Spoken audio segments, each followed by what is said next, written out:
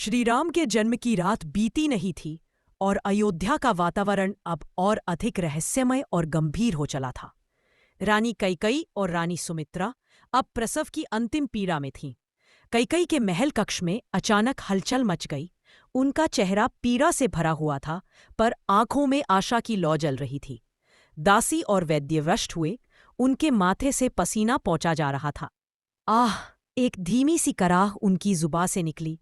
उनका शरीर पीड़ा से कांप उठा, लेकिन होठों पर फिर भी एक मुस्कान थी, क्योंकि मां बनने का क्षण निकट था।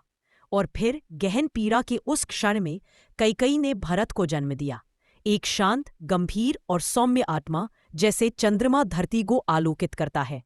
उसी समय सुमित्रा मां के कक्ष में भी पीड़ा की लहरें उठ रही थी। उनकी श्वास तेज थी, आंखें बंद थीं, होठों से मंत्र फूट रहे थे। दोनों हाथों से उन्होंने पेट को थाम रखा था, जैसे गर्भस्थ आत्माओं से बात कर रही हूं।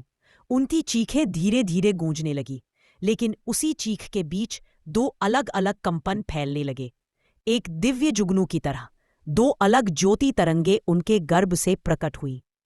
पहले जन्म लिया लक्ष्मण ने, जिनका तेज ऐसा था जैसे अग्नि से निकला प्रकाश, और फिर शत्रुघ्न, शांत, स्थिर और संयमित भाव का प्रतीक।